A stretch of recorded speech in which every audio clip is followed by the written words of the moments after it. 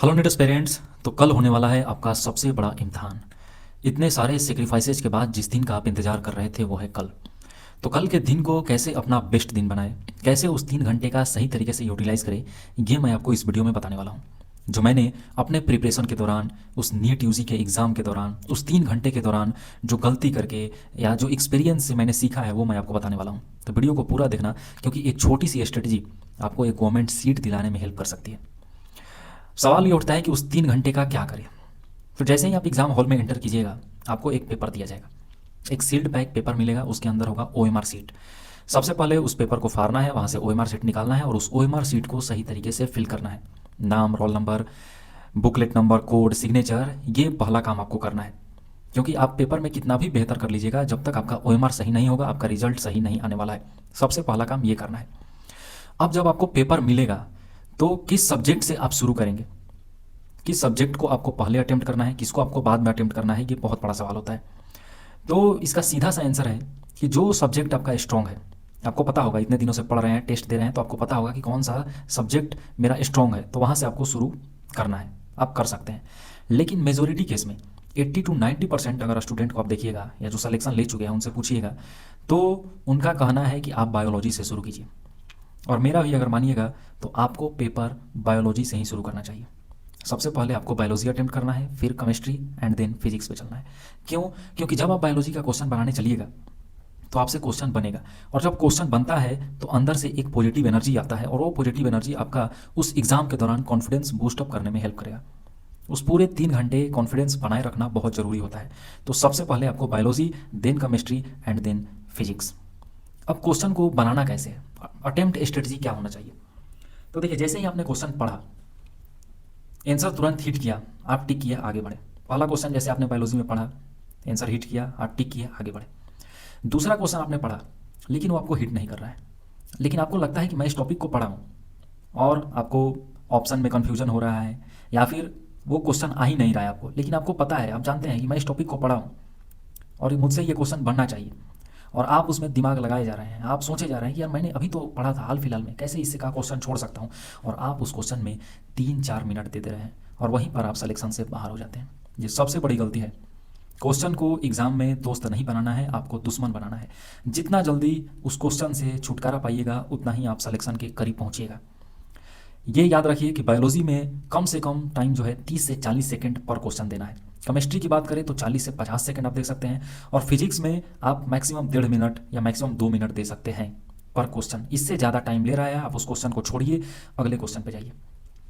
तो attempt strategy क्या है? मैंने पहला क्वेश्चन पढ़ा, हिट किया, मैंने आंसर टिक किया, आगे बढ़ा। दूसरा क्वेश्चन मैंने पढ़ा, हिट नहीं कर रहा है, गोला घेरेंगे, आगे बढ़ेंगे। तीसरा क्वेश्चन पढ़ा, 2 ऑप्शन में कन्फ्यूजन हो रहा है, उसको भी आप गोला करेंगे, आगे बढ़ेंगे। जिस क्वेश्चन में आप श्योर नहीं है, उस क्वेश्चन के पास आपको रुकना नहीं है, आपको आगे बढ़ते चले जाना है। जरूरी यह है कि सारे क्वेश्चंस को देखा जाए, है ना। अब आप एक क्वेश्चन में 4 मिनट, 5 मिनट या 2 मिनट मान लीजिए कम से कम लगा रहे हैं, फिर भी आप सारे क्वेश्चन तक नहीं पहुंच पाएंगे, क्योंकि 180 क्वेश्चन 180 मिनट में बनाना होता है। तो ये जरूरी है कि हर एक क्वेश्चन को सही टाइम दिया जाए।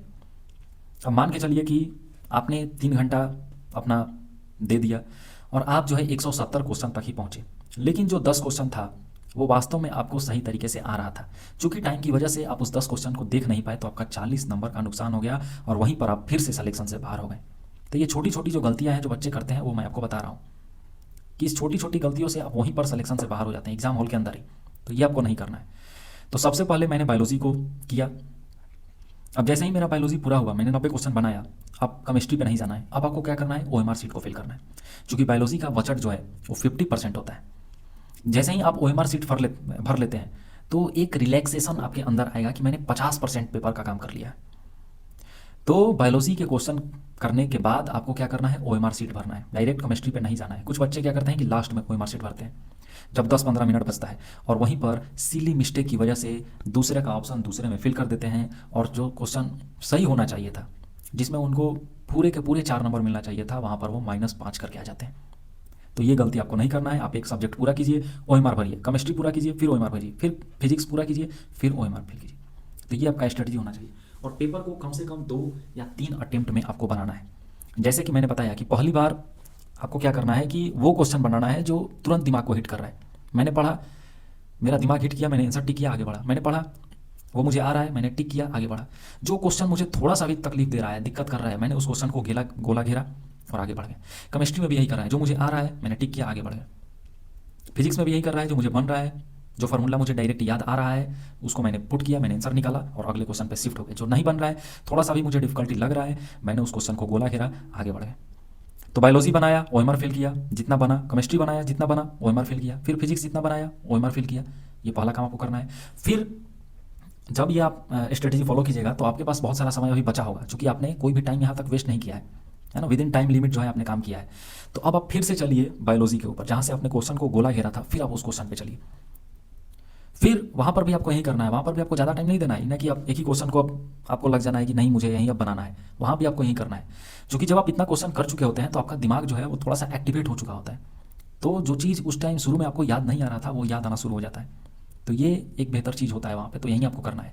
तो जब आप दोबारा से उस क्वेश्चन पे जाइएगा तो आपको एक्टिवेट होगा, तो आपको याद आना शुरू हो जाएगा। तो जो आपको याद आ रहा है फिर से वहीं करना है, जो नहीं याद आ रहा है फिर उसको गोला करके छोड़ देना है। तो इस टाइप से आपको पेपर अटेम्प्ट करना है एग्जाम में।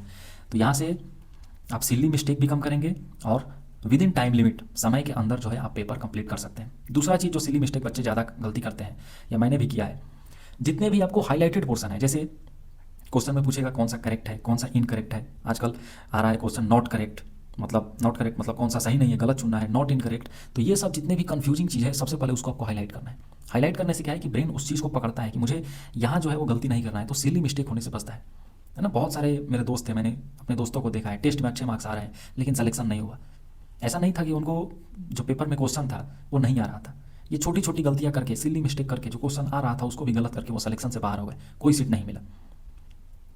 और मेरा जो कि टेस्ट में कम मार्क्स आ रहा था, मैंने ये छोटी छोटी चीज़ों को पकड़ कर सही कर कर एक गवर्नमेंट सीट को प्राप्त कर लिया।